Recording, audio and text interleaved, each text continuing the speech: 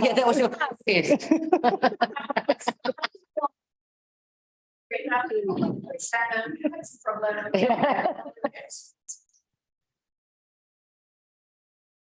Oh, we got Alistair back. What happened? The test, they brought him back. Actually. Right, we're all go.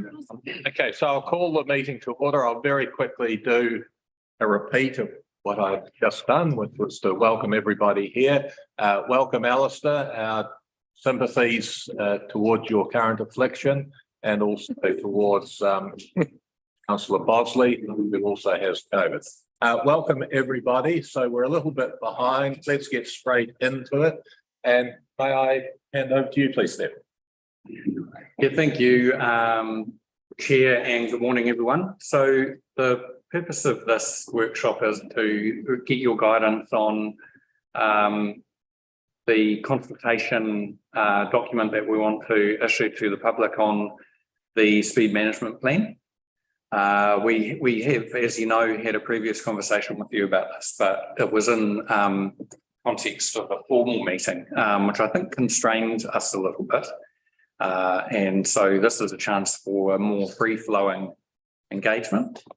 You'll know that Marsden District Council is already consulting publicly.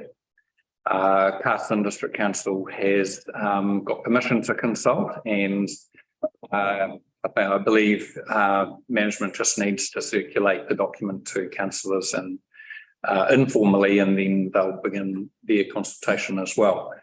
This is now our opportunity to consider how we want to open this discussion with our constituents. I don't want to take up any more time than that. This is really predominantly a technical conversation, I think, and we've got the right people in the room to lead that discussion with you. Tim is in the chair, and I'll hand over to him for him to present through briefly a few slides to you to open things up. Thank you.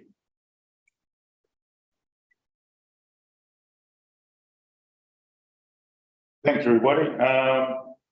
This is a follow-on from the council meeting in December, where the draft interim speed management plan was presented and open for discussion.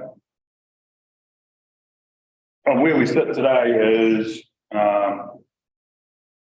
we've listened to what you said at that meeting, especially in regard to the extent of the impact of the interim speed management plan. And just a refresher, that speed management plan, it's not an economic analysis, it's not data cleansing, it's interim.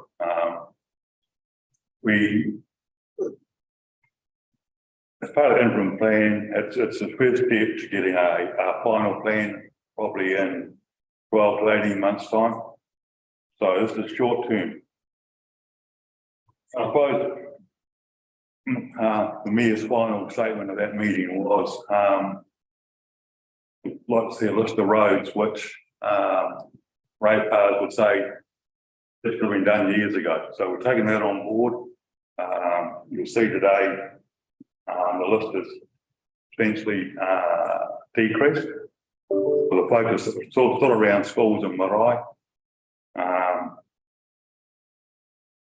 Also heavily weighted around the peri-urban area of the three towns, and a couple of rural roads.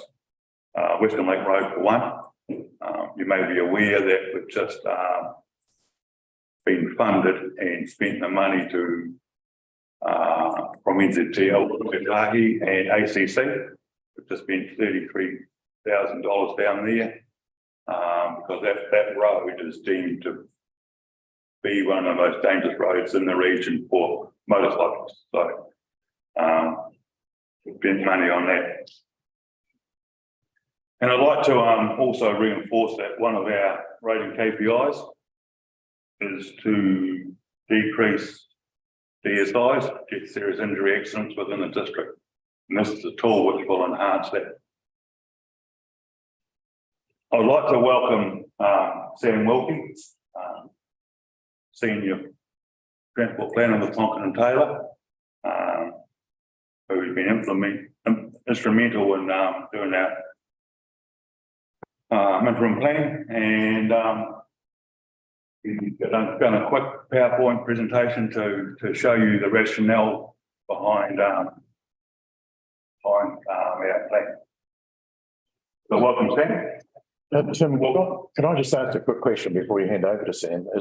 You say this is an interim speed management plan, and you say that it could go sort of 18 months or so before there's something more permanent. Why is it so necessary we have an interim plan and not maintain the status quo until such a time as we've got a more permanent plan? If we don't work through this plan as a community and a council, we get the Greater Wellington Regional Council have got to do a speed management plan themselves. And generally, if we don't feed our consultation in and our outcomes into theirs, okay, they do it for us. Right. And when we get lost in the mess. Yep. So this is an important step. It is. It's a step in the process. And I think all the other councils in the region are already down this path of consulting and implementing a interim plan. So it's down for us to say, how can you have it say to us? Yeah, no, I mean, if I could just remind people of the discussion that we had with Emma Spate not so long ago, you recall that she said there is a legal requirement for us to have approved speed limits around school, I think Marai, and there's also a 1%, I forget the term, highly dangerous roads that's been referred to as well. Councillor Plummer. Yeah, thanks, Martin. Look, I just want to ask the question. The Prime Minister announced a few weeks ago now that the Road to Zero strategy was being put on hold across the whole country. And I'm just not quite sure why. And I take your point, Martin, about Marai and schools and so on. And I don't think anyone around the table would disagree with the recommendations there at all. The rest of it, however, I don't understand why we're still proceeding when the government has said let's call a halt to this, because it's just not achieving any of the targets they've actually set. Well, actually, the answer is that the Prime Minister didn't announce a complete chopping off. He left in that 1% of, I forget the term, highly dangerous roads. You'll know what it is, Tim. Yeah, but that's my point. When I look at the document, it's an entire reduction of speed across the entire district. I don't think there's a single road that is left untouched. That's not a 1% reduction. So, but are you looking at the document that came out in December that we've already discussed? No, I'm looking at the document that came out just the other day. It's on Stellar, dated the 10th of May 2023. The document that we got just about 3 days ago. No, I think if you look at the tables, you'll see a vast reduction in the number of roads identified from the December.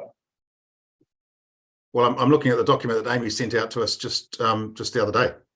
Pretty much every road in town. It's every road. If I look at the Carterton map, every single road is down to 40 kilometres at least. Same with Greytown, same with Martinborough, or Martinborough is even down to 30 kilometres. So I'm not quite sure where the 1% of our dangerous roads is. And, let's accept for argument's sake that we all agree with schools and Marai and cemeteries, all these really important things. I don't think there'd be many people around the table who would disagree with that. And perhaps the 1%. I don't see the 1%. I haven't seen 1% identified in this document anywhere. So why are we focusing on the whole district where we actually have to focus on the 1%? Councillor, I think the document out with the rider and maps will be updated in due course. If you refer to the tables, you'll see the roads which are going to be that are under the interim, and it's a vast reduction. Well, I'm looking at the tables, Tim, and all I'm seeing is almost every single street reduced. Am I reading the wrong document?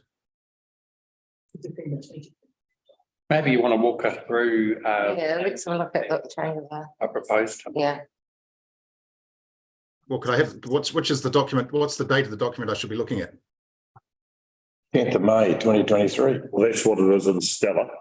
Okay, that's not the document. Sorry, that's not the document that got sent out to us. Sorry. We hang got on. email on Monday. Yeah, the date of the document that I'm looking at, which is the one that came out for the speed review joint consultation 10th of May, the date on the bottom of the page is December 2022, version 2.0. Yeah, that's what I'm looking at. Aidan, yeah, version 2.0, 15th of 12th, 2022. That's the document that was sent out just the other day. Yeah, that's what I'm looking at. You're looking at the right document.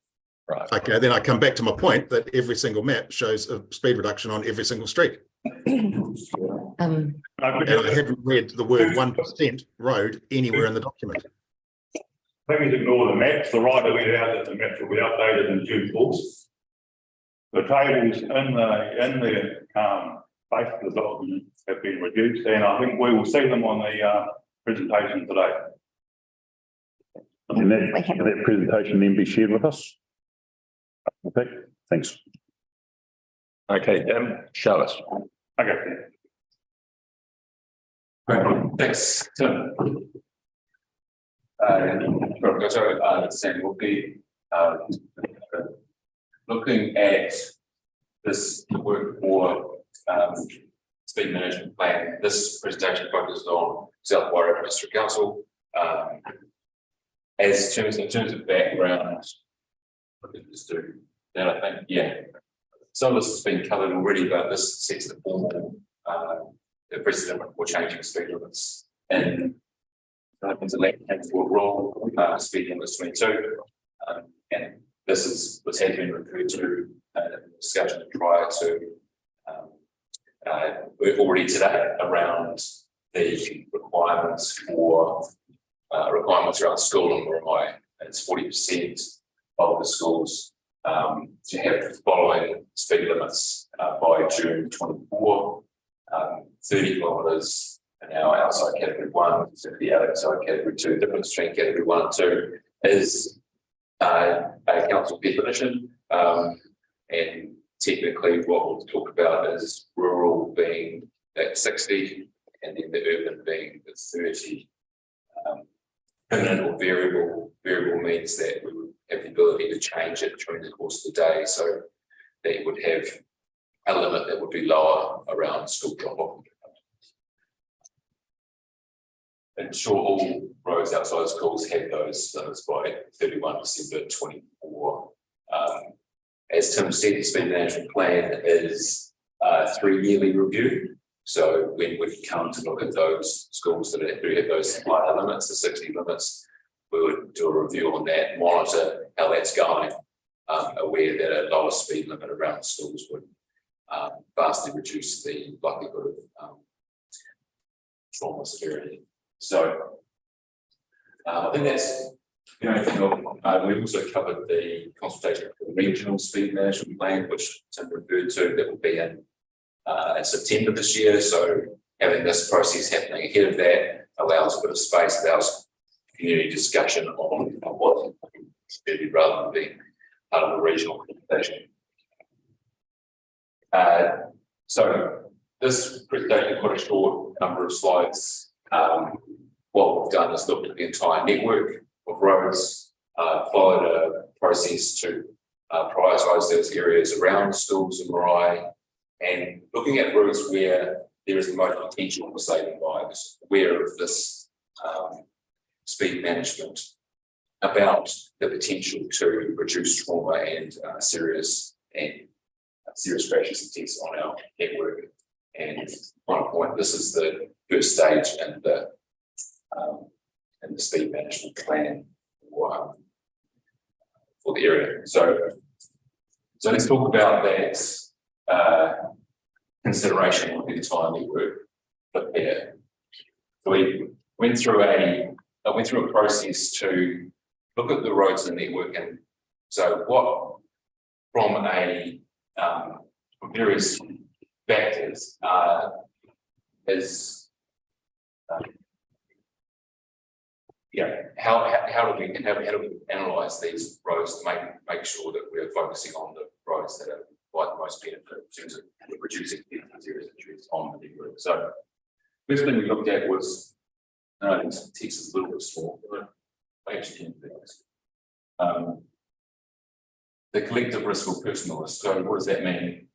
Medium or above. So that's looking backwards in time, the number of crashes that have occurred on the network. So collective risk is just to count on the number of crashes. And personal risk is, I say, a road with not many people using it, not much traffic on it, but you've still got crashes on. So you still have a high crash rate. So there's something about that road that is, or the way people are using it, that is causing a safety issue. So we looked at those where there's a medium or above.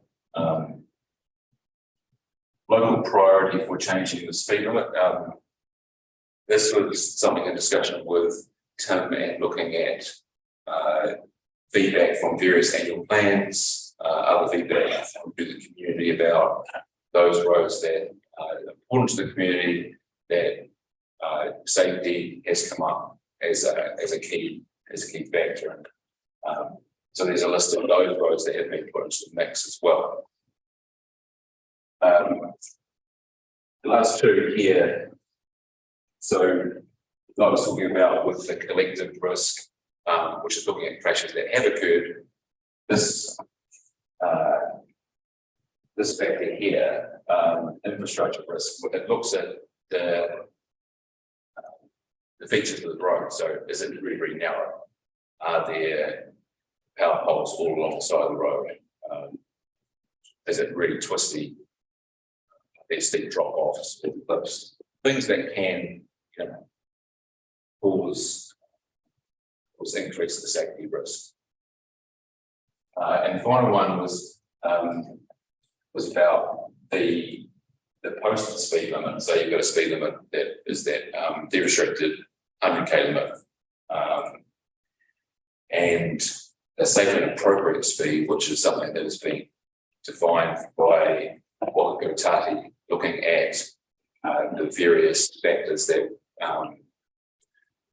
around a road, including those, including what it's used for and what's happening on the side of the road.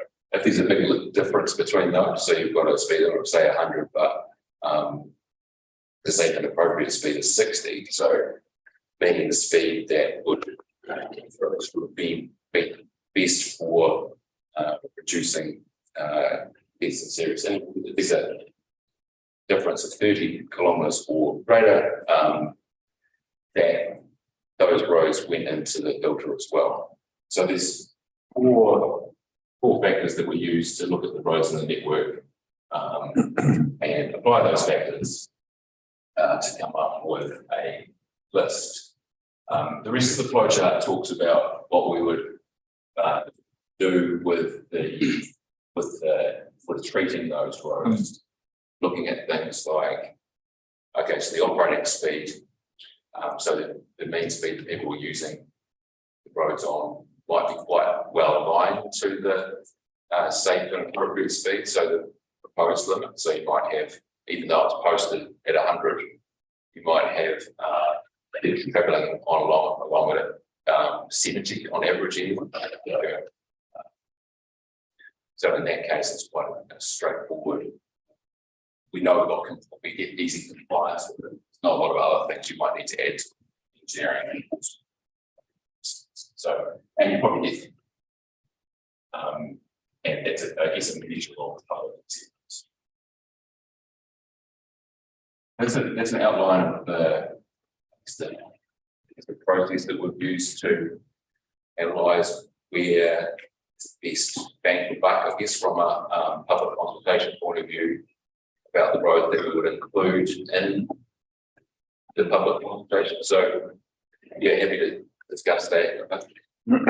All right, Sam, thanks for that.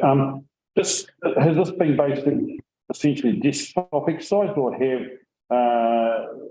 has somebody travelled the roads to assess physically and visually the state of the roads and are there, to see what those engineering factors are that could be improved, or has it just been a desktop exercise on Google Maps or Yeah, combination of both. using some of your software that you've got? combination of both. So, yeah, we've looked at, crash history. Mhm. So obviously that's the stop. Looked So at, talking about the crash history, going through some of that data, on the crash information in the report that we've received, these crashes in there which aren't related to speed. These crashes in there which, there was a fatal crash in Carden, which was, caused by a person who had a mental illness and he's subsequently been detained in a mental health facility. These crashes there that items have fallen off a tractor or a truck. So, and then looking in the report, I think on one of the pages, travel speed is like number 4 on the list of causes of crashes in the 2 districts. So it's low down on the on the causes at number 4, as opposed to like alcohol, driver distraction and poor handling and that sort of thing.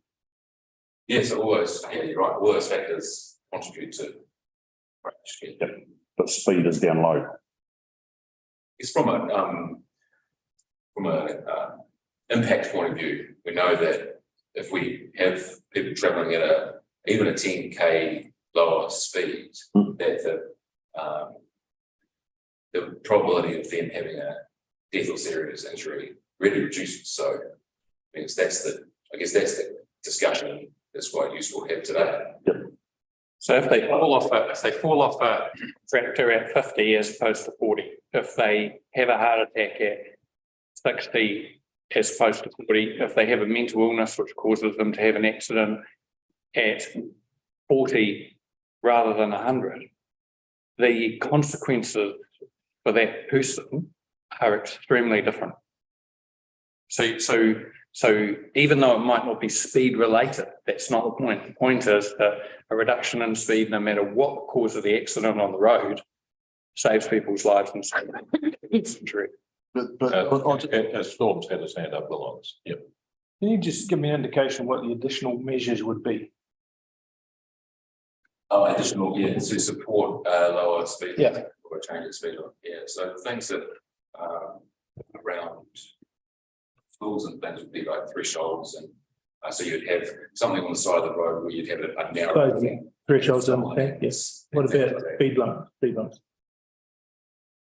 Yeah, so you could do vertical changes. But they would be in that additional measures. Or horizontal changes. So it's depending on what the environment is. Councillor Woodcock. Oh, just got one for Stephen and one for Sam.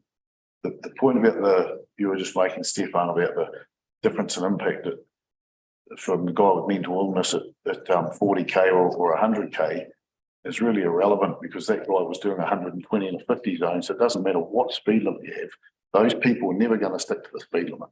They're always going to be doing something obscene or obscure that is right outside the book. So that's sort of pointless argument.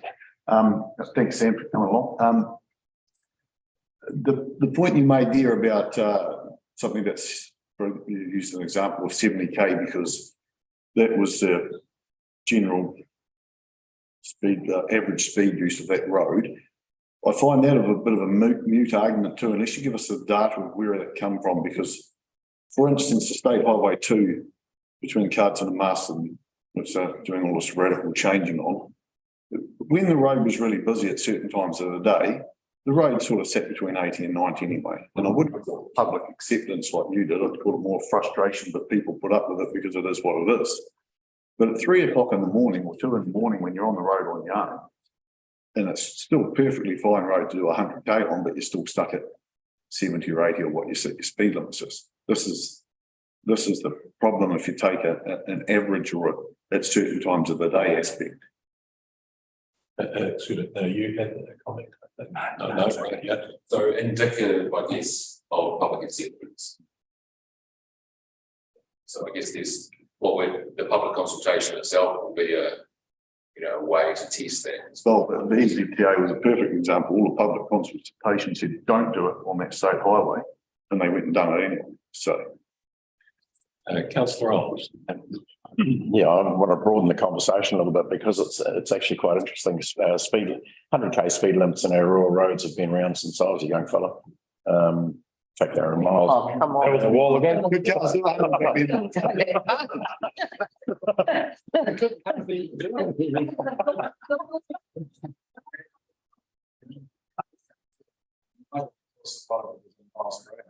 Kilometres per hour, so we've changed.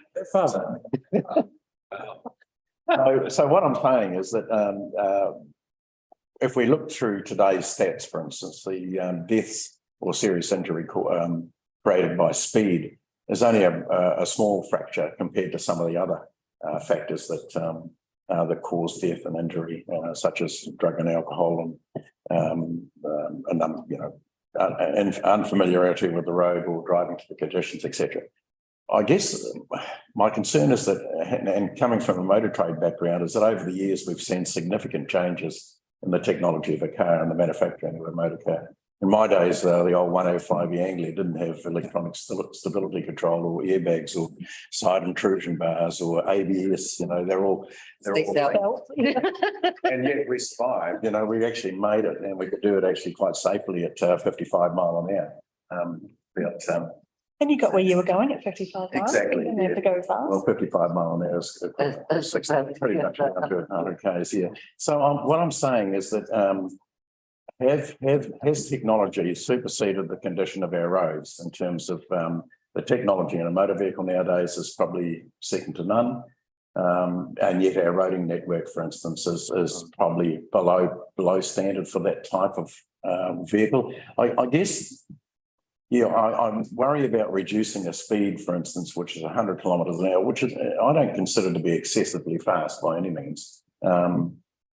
With a modern motor vehicle, for instance, which will absorb an impact of quite a substantial speed and with all the safety elements. So have you got some comment around that? Well, I might suggest that the obvious comment is just to recall what the road toll was back in the day.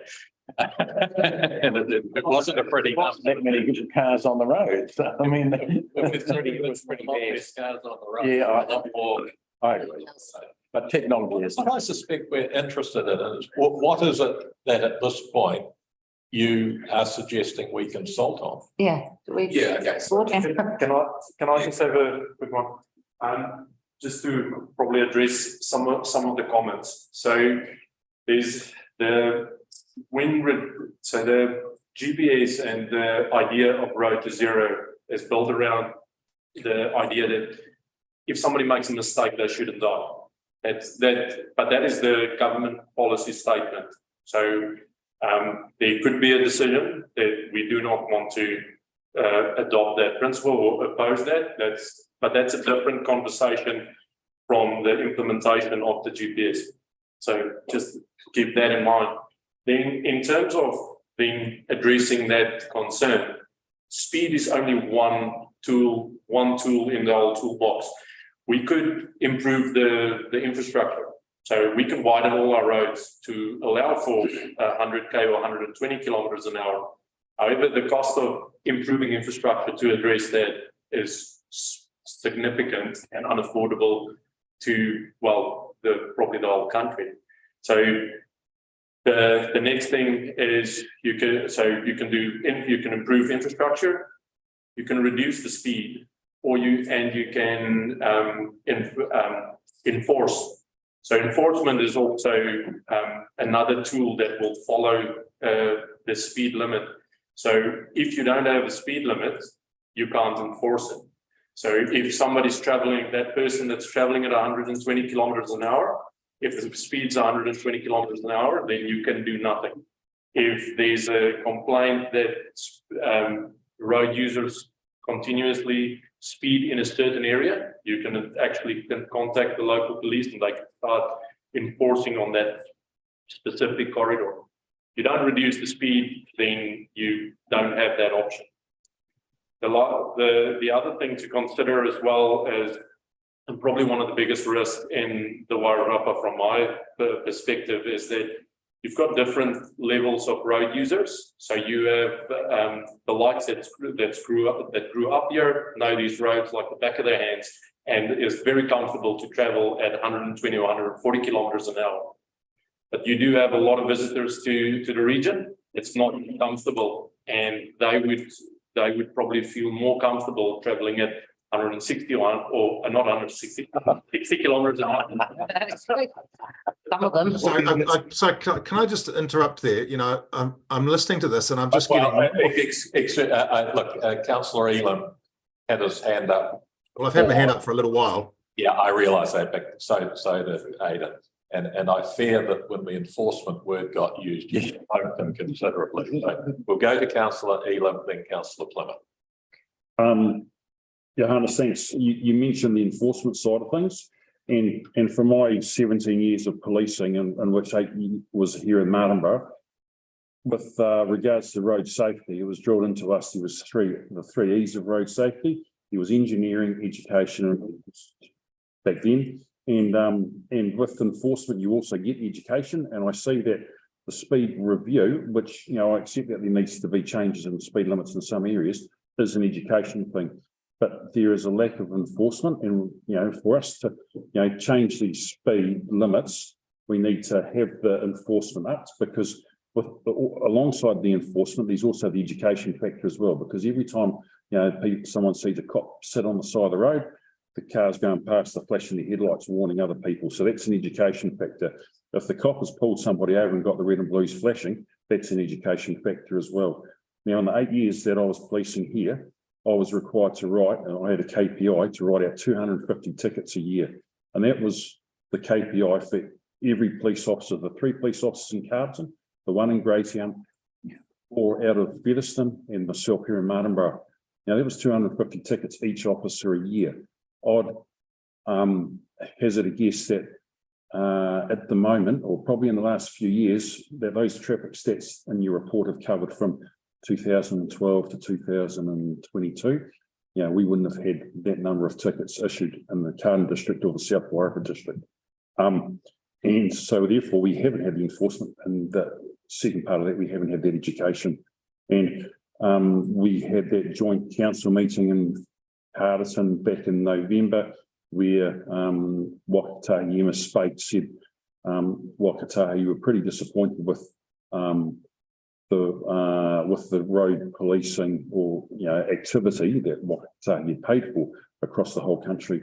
And, you know, we need to, you know, we're going to go down this path of reducing our speed limits for safety, which I accept in some places is necessary. We need to ensure that, you know, we're doing the education here. We need to have the enforcement matched up to it as well. Yeah, thank you. Councillor Plymouth. Yeah, thank you. Look, I completely agree with you, Aidan, 100%. And it's even borne out even more startling in the document itself, where it says in 2018, 10.5% of DSIs were speed related, and in 2021, 26.5%. Now that just tells me that we don't have enough police on the street enforcement. And you know, you talk about the 3 things we can do. Well, the first thing we can do is actually education. And look, I see it in court every time I'm in court, is the number of youth.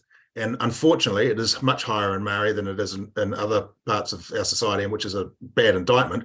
But it is young Maori who are turning up first involvement with police as non-driving licenses.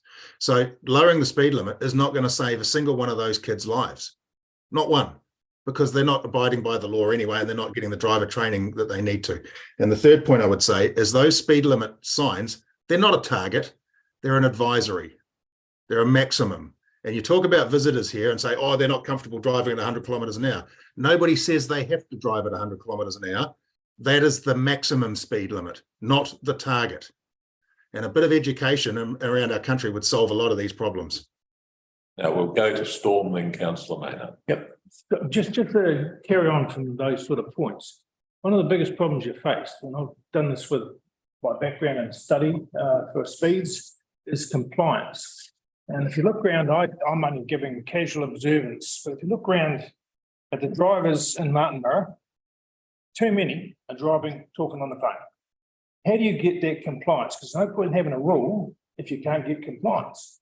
So all these good measures may be great, but if you haven't got compliance, you're pissing into the wind.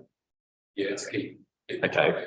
Councillor Maynard. Okay, so I think Alistair, I think you raise a really interesting point, and this actually brings my question, because we have seen this in December, and we have a Māori standing committee, and people who are nominated to sit on the Māori standing committee come from each of these marae. Sorry, could you start that again? You cut out. Could you start that again? Oh, you just want me to say that you've raised some interesting points. No, I got that part, which I loved, but. But we have a Māori standing committee. The Māori standing committee, we have representatives from each of the marae as well as Paitumukai here. The first thing is you've got Tuarangi marae instead of Kohenui. So the name's wrong. So, but apart from that, you know, which is pretty offensive. But apart from that, we're talking about people who are living in the Māori society, who are regarded with mana, who, if you had come and presented this as well to the marae to talk to them about things like this, they go out and they provide, which is something that you will hear on TV all the time about Māori, helping Māori and teaching them and our rangatahi, okay? So if it was going back to the marae and actually they would be able to help support this and be able to actually help to do with training with our youth. So that's actually, I'm quite passionate about that, because I don't think, you know, what Alistair sees is something that I have a different lens on. Well, you've got to do, yeah. I guess. I will interrupt there. But much of what you've presented so far is familiar to us. The time has come to what is it that is being proposed. But there was one other point as well, okay, with South Featherston School and the fact that their speed limit is different. The reason is that they fought for that. They fought really, really hard for that and presented, the children did, to actually bring that down. Now South Featherston School is the same as Pirinoa School, is the same as Karitara School, and the fact that they're very rural. So I believe that there's actually a need for around those schools that limit comes right down, and 60 to me doesn't cut it. No, I think the So proposed limit around schools is 30. It's Rural no. schools are 60. It's 60, and I'm saying that the South Featherston fought hard to actually get that changed, and I believe that if we're doing the right thing, we should be able to do the same for Kaitara and also for Pirinoa. I don't think there's any problem with that. Well, it's at 60 at the moment, so I should raise it, No, but because that's what we're talking about. what we're about to do is to consult on a future proposal. So if we think it should be 30, then we will say, we think it should be 30. What do you think? I just didn't. Yeah, I know. And can I say, I had a conversation last week with Kaitara School, and they're very open to being. Absolutely. Yeah, great. It's good feedback that we can, you know, adjust what we're thinking about going into the consultation proposal. So make some mental notes, formalise them afterwards. So yeah, going through this filtering process. No, but please get to the proposal. Yeah, and so that filtering process resulted in this. This is a map showing roads that meet those criteria. They have medium or above personal risk of crashes that have occurred. They have a medium or higher infrastructure risk rating. They have a difference of 30 kilometres or higher between what's posted and the safe and appropriate speed. So it's identified 64 roads that meet at least one of the three criteria above in South Borough. But as you can see, it covers most of the network, the key arterial roads, because of various reasons, like obviously because of some of the roads being very tight, very narrow, some having higher crash record, and some and a lot of them having difference of 30 kilometres. So which of those roads is on the Prime Minister's 1% list? So that's from the filter process. Please don't repeat yourself. Please answer the question. I don't know what's on this. So we looked at that. This is the filtered roads, and then Can we close it, please? these are the roads. So the following couple of slides just summarise the roads that are if by implementing the changes around the schools, right, these are the schools, these are the roads that would be subject to change, not only the posted limit, the second appropriate speed and the proposed limit there. So, as you can see, we did talk about for no school, for example, 60, but getting that feedback today is so. And these are the ones that will have local priority, so come through the annual plan process, through local experience from the council. These are the roads that suggested have local priority for changing those ones that are going to be quite there. Talk about them in a lot of detail. I can talk through these. Before you do, Tim, can you tell us which page we should be looking at in our paperwork? 22, thank you. On page 22. Did everyone hear that? 22 onwards. But the two roads here, Underhill Road and Western Road, are in the Featherston area. Underhill Road, we're just pushing the 50k out. 40k out further to the end of the residential area. At the moment, it's 3 or 4 properties in it, so it's just pushing that out. That's different than what we've got on this one here, Tim. My proposed. This is new, isn't it? This is a different one again to what we've been sent out. Okay. Western Lake Road from Moore Street. 80 metres past Moore Street's currently 50k. Across the bridge, proposing 60k, just in the whole section from Western Lake Road from Featherston across the railway crossing. We're proposing 60k.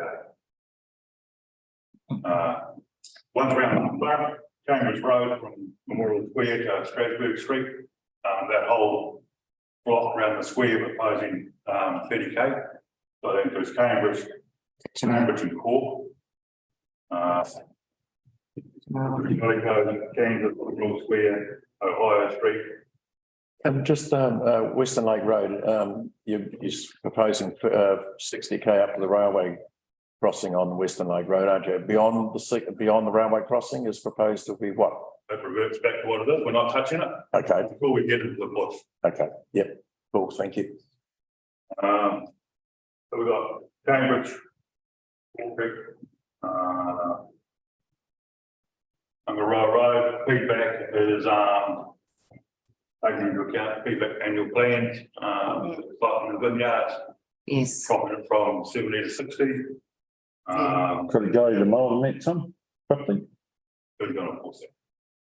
Who's going to enforce it? That's the big question. Yeah. It's not about enforcement today.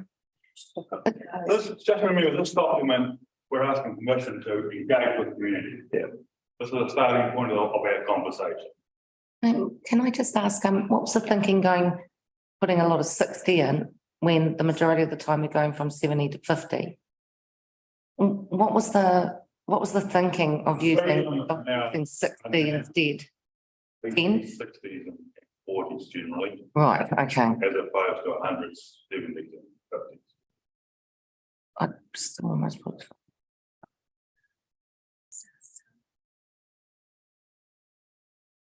Alistair, understand that? Alistair. Yeah, Tim, look, I'd like to come back to the mayor's question, because to me, that's the crux of the thing is how many of these fit into this 1% that we have to do? And if the government, if it's mandatory, I would do this, and personally, my thought would we should do this in stages. If it's mandatory, we don't need to consult. We just need to explain.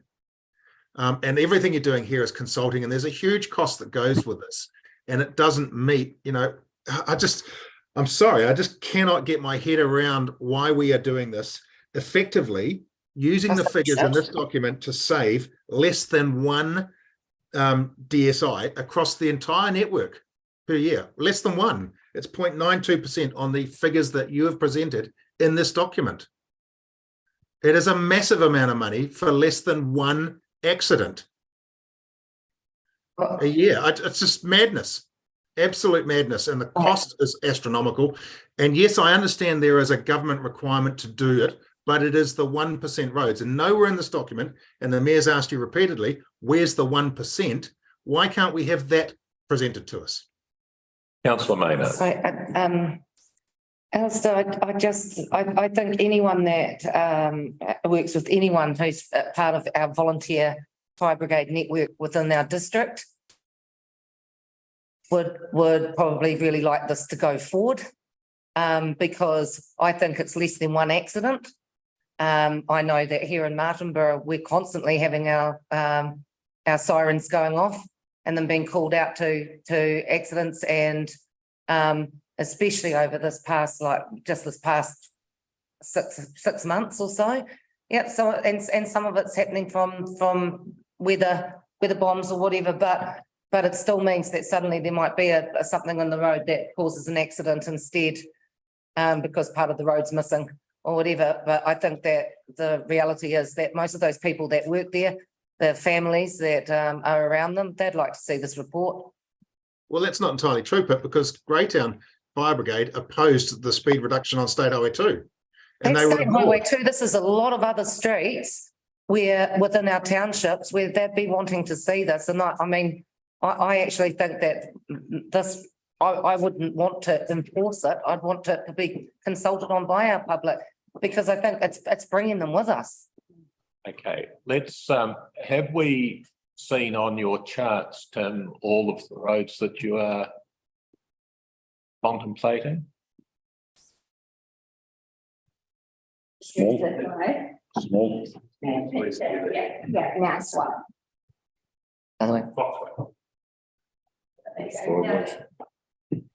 Okay, Just the rest of them, focus on Cape Ellis Road, not Wrexham's out there, and that enables us to look at all the communities out there. At the moment, all those roads are 50k into the settlement, proposing to reduce them to 30. Cape Ellis Road from Lake Ferry to what we'll call in common language, start the Hurripy Hill, would be 80k, down the Hurripy, along the frontage, dock station, round the cliffs, and past Waihinga Settlement, would be 60, but driven at. And from there through to Narwee, back to 80, through Narwee down to 30, and then from Narwee to Manukau, 80, Gravel? No, we to Munkatowi is gravel? still. Right, okay. And then from the Manukau to the Lighthouse, down to 60. It just enables us to pick up your Ben Avon Grove, your Manukau Settlement, Mahi Crescent, and the towns and streets within Narwee. I don't think we can push back on that from the community. Councillor Woodcock. Thanks. Just, you said before most speed limits now are sort of 80, 60, 40. So how come you're sending Narwee down to 30? Well, we can go lower because there's a lot of pedestrian traffic there, a holiday settlement. There's been feedback from the Ratepayers Association, they want 30, it's probably 30 now legally. So we'll listen to the community. Councillor Elops. A couple of points. What would the cost be for changing all the signage? We've got a budget over the 3-year MSLTP on our local roads of 300,000 and on Cape Ellis Road 210,000. Right. I mean, Already been funded, To fund the. It's already been funded. The changes to signage and. currently funded, yes. Is that fully funded? It's currently funded under our current LTP. So the implementation of this requires no additional funding. and the second point, Tim, I'll just quickly flick through Marsden Council's consultation document. They're looking at, and they're consulting on reducing the speed on 9 roads in the Marsden district. The roads outside 5 Marae in the Marston district, and roads outside 13 schools in the Marston district. So there's a huge list of roads. That are proposed to have the speeds reduced over and above just as short on the rise, isn't there? I'm going to, no, excuse me. I'm going to invite councillor Maynard, who's got a question. Just wanted to check with you, Tim, Turatanga Road, because I think it was probably on the last one, but it might have been down towards the bottom where the thing was. Because we saw Rangaroa, which of course is that up to Cambridge. Turatanga, which has the rest of the, was that also on there with the speed reduction? Oh, great. No, I couldn't see it on the previous one, but I think it was because it was down the bottom. Then I'm going to Thank you. comment from Mr. Corbett, and then I've got another thing I want to have happen, so go for it. Just really quickly,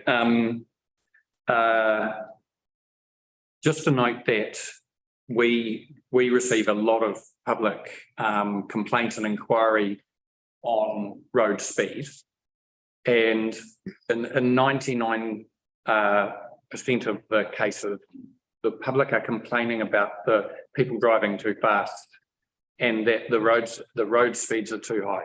So in terms of the community feedback that we receive from both organisations and individuals, it's overwhelmingly what the community is telling us in management is that they're supportive of speed reduction. Now, of course, that's going to mean different things to different people, but that's just point one.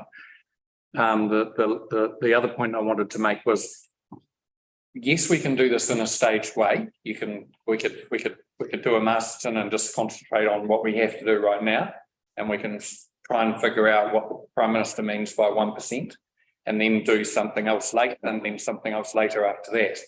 From a management perspective on that is what you're doing is you're just creating more cost and tying up resource in the council over and over again as we have to go through this process over and over again each time we change speeds on roads. So just another thing to bear in mind is doing this properly with the community at this kind of scope that Tim's suggesting ultimately is going to save you money and time. Now, I'm going to interrupt here.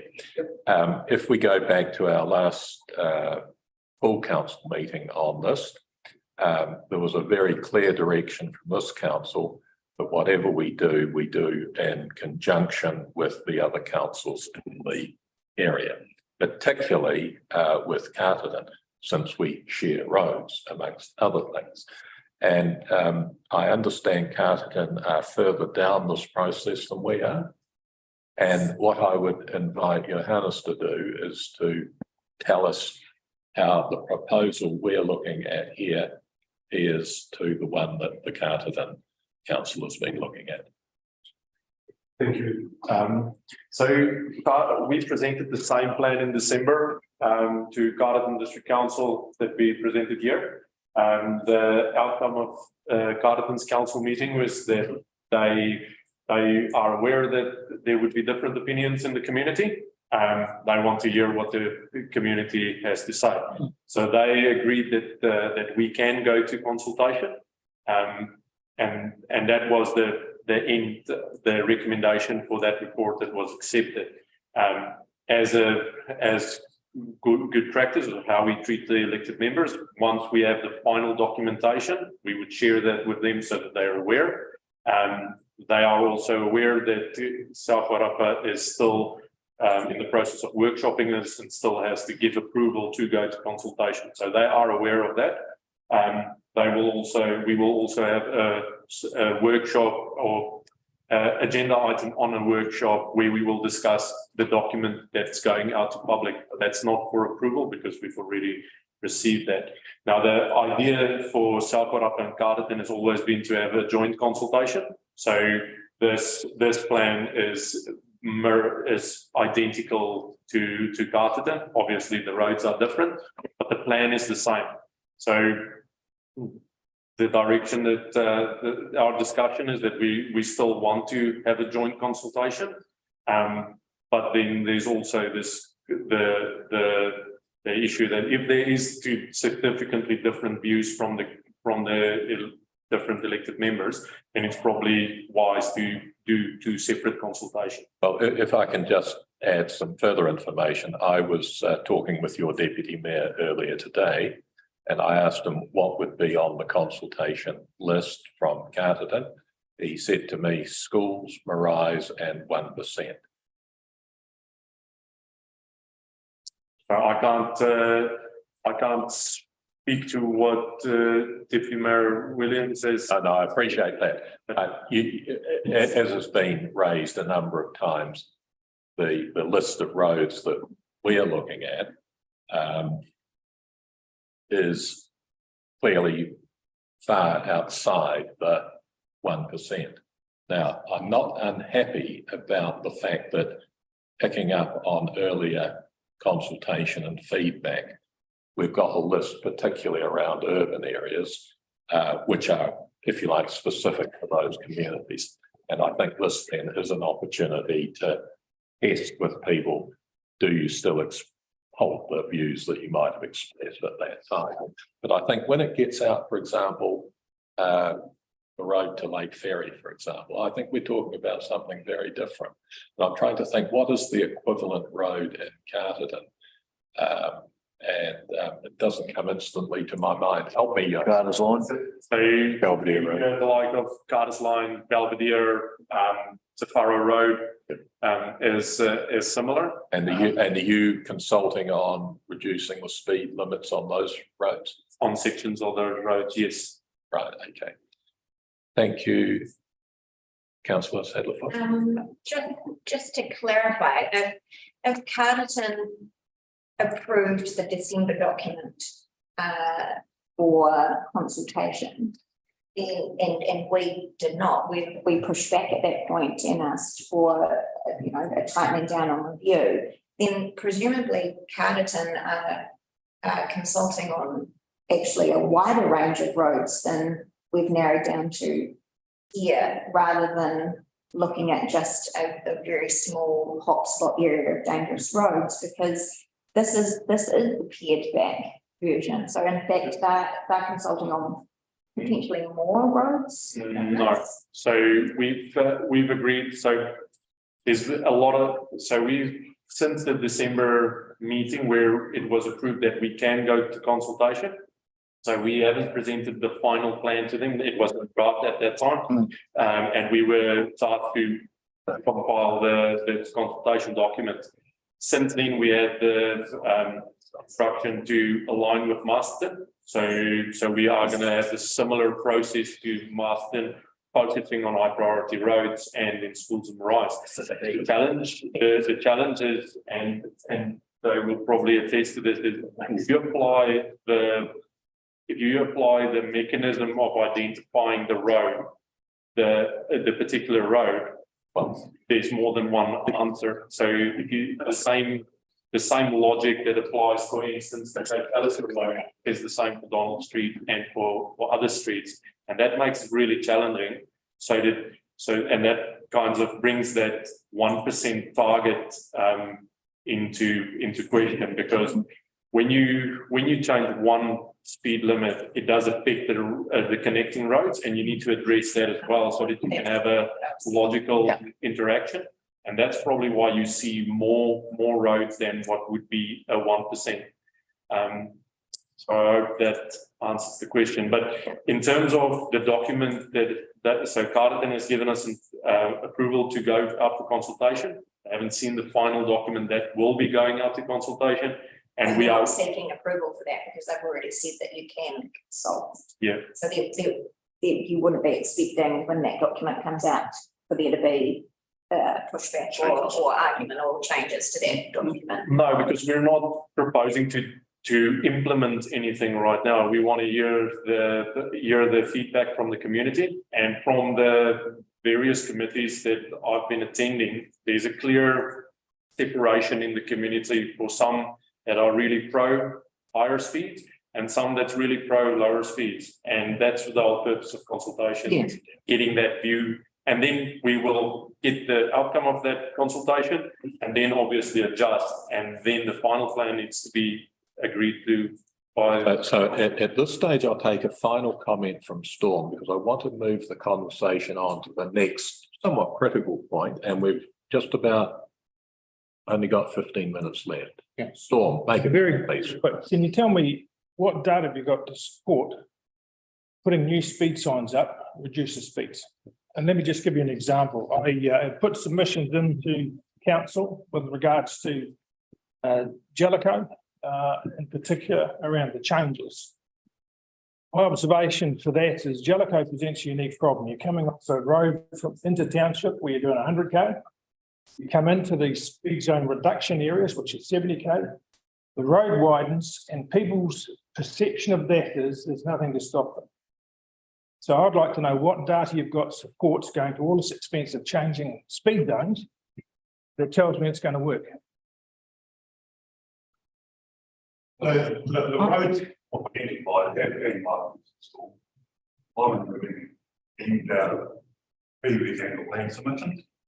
And the current funding allows us for signs and markings with no infrastructure changes. So Can I refer you to the question, Tim? The question is, if you've got a 100k sign and you change it to 60, does anybody make any difference in their behaviour?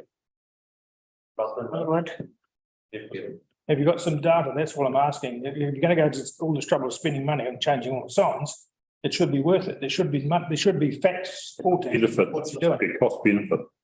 I think it's the other Street. It's on the next page. Broken into two sections. First section is classified through the urban area. You're moving the current 50 sign, which is of the Burgundy Drive, out beyond Lake Perry, because your environment changes from residential on both sides. Very residential on one side and Calico on the other. So that the environment changes. And pushing that from there out to Lake Perry Road, 60k. Then the environment changes again. Yeah, okay, I don't think that's quite answering the question, but we are running out of time. So here's what we need to do. We need to think about, are we still keen to join up with Carterton? Can people give us a bit of an indication whether that's still a goer or not? Absolutely. Why wouldn't it be? We've shared a excellent expensive document. Are you on your own, or do other people share the view? Yeah, absolutely. Absolutely. Good. Okay. So the next thing we need, in my opinion, is a further workshop on actually, which I think is what you've said's happened with your council. We need to see the document that we are going to put out from our joint councils to our residents, and what questions are we going to ask them, for example? They will be different though, because they're different councils. Wouldn't ours still be for South Upper? Sorry, I just asked whether we wanted to do it jointly, and I recall you saying yes. But it's You mean with the consultation? Yeah. I'm just saying, wouldn't it be 3 different documents? So there's the overarching plan that's got the mechanisms of what we're doing, and it's like it's talking to the technical or talking to the plan, and then there would be 2 separate documents with the technical specifications of what we're doing on each network. So that all goes. So and I can't remember the exact naming, but Masterton had 3 documents. They had their consultation piece, their plan, and then the technical specification. Yeah, technical. so the plan is similar to the document that you've seen previously, which sets out the rationale and So we'll have the similar. So we'll have the first 2 documents similar, and then we have like direct technical document for the 2 networks. Now, when we say we're workshopping it with council, we have workshop slots where we discuss various topics. So this will be mentioned to them or shared with them. It's not, so we still have the agreement to go out for consultation. It would be more for information. It wouldn't be for approval of the document. Wow. The step that just to clarify, Johannes, the step that we are currently missing is that this council in a formal council meeting have as yet not approved the consultation concept, and which Carterton already have done. And so that presumably the next step for us is actually approving consultation as a way of moving forward. What you've said is that officers are now working on the consultation document because you have approval to do so, and you will share that document with your council for information purposes, not for tweaking, changing, or anything else. So we are quite a number of steps behind Carterton in terms of being ready to consult. When do you imagine that your consultation document will go out to the public? So the way that I understood it is that South Wairaka's got a council meeting on the 7th of June. So my conversation with Jeff, our CE, is that we will wait for that date, which is your next opportunity to get approval for consultation. So I'm confident all the documentation would be ready at that time. So that if once you give, there is a chance for us to catch up, so to speak. yes, we're waiting for that direction, and then we would go out. If we get to a point at that time that there can't be agreement, then So if we wanted massive change on et cetera, then we might not be able to join you in the consultation process in terms of at the same time. yes. I think, and I just want to make it clear that in Carterton's council, there's also different views on whether they're happy with the proposed speeds or supportive or not supportive of reducing the speed. Yeah, they are happy with the fact of getting the information from the community. And I think that's one of the beauties for us, because you've also heard a range of views here. And once we go out to consultation and we ask people more broadly, then we possibly for the first time we find out what the consensus or vast majority is. So I'm all for that. I'm not sure that we would be quite so willing to give an approval in principle to going ahead with consultation unless we actually do have the chance to read the consultation document and are satisfied that it makes sense to our people. So what I'll just do is just go offline slightly. Before the 7th of June, are we able to see a draft of a real consultation document? Yeah, could we put a draft of all the documents that will be issued publicly for the infrastructure committee on the 1st of June? I believe that was the goal. Yeah, so then this is an interim step into the levers within the plan. And then that infrastructure committee could then look over it, kick the tires on it in detail, and then make a recommendation to council on the 7th. Is that achievable, team?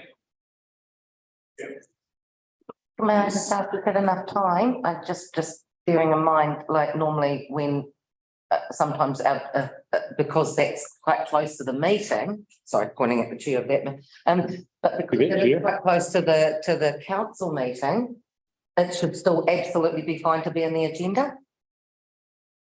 Because sometimes that's considered too close. Do you know what I mean? We'll put it on the agenda of both meetings, and then if it falls over for some reason. Thank you. And So the again, goal being that the infrastructure committee would put up a recommendation. Just to make sure. If you're happy with that.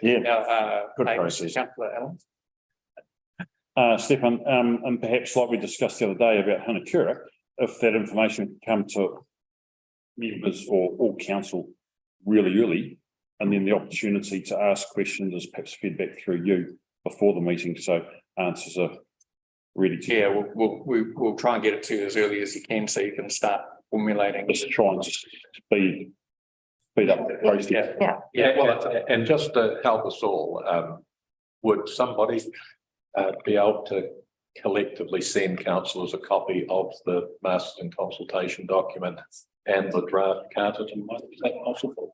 So we've got masks and we can share it, but it's also online. So it's publicly, it's currently up. And we will have the department one available at the same time as cell phone.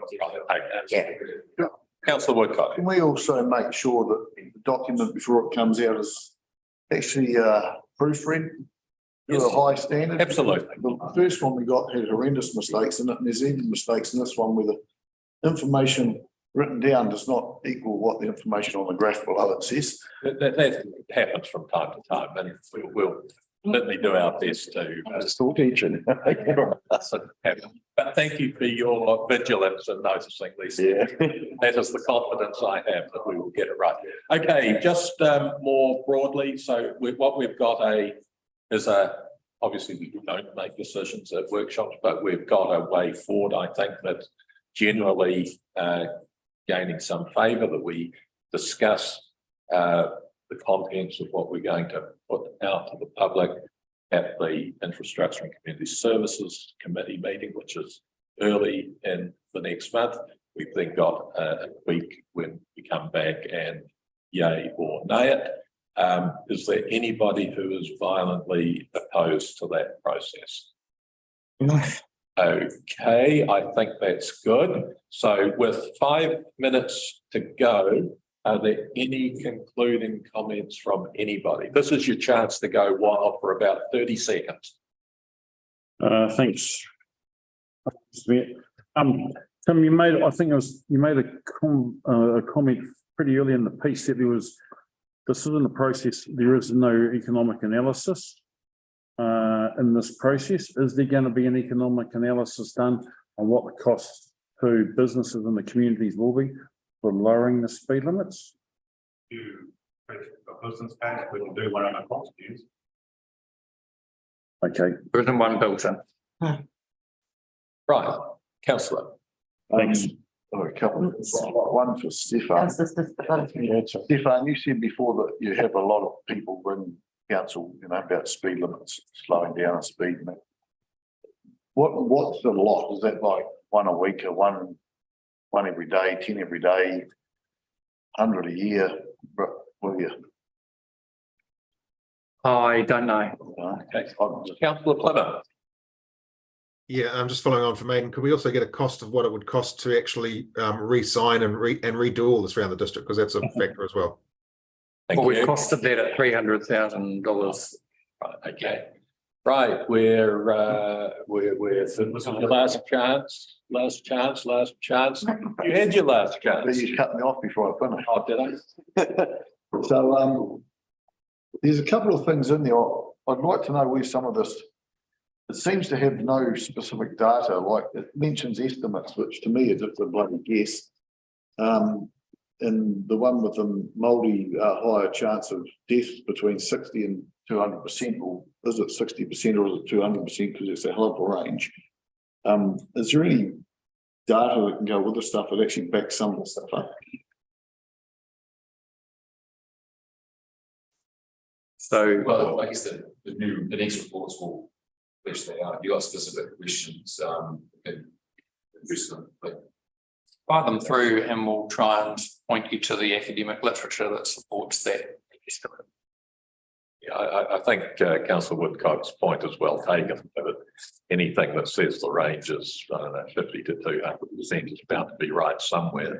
A bit like the stop clock, it always tells the correct time twice a day. So I think that's just more indicative of the fact that they use different sources for their information, and there's a wider range of statistical. Which tells you they're all estimates, they're all pieces. Okay, well, look, I think we've had a busy and productive morning, and I say particularly thank you to our guests today, Hannes, Sam, Tim. Thank you for bringing them along and making sure they didn't escape at the critical moments. Thank you, Storm, for joining us on behalf of the community boards. I think it's always valuable to have that wider views, opinions. Are very grateful, and councillors very grateful that you can join us.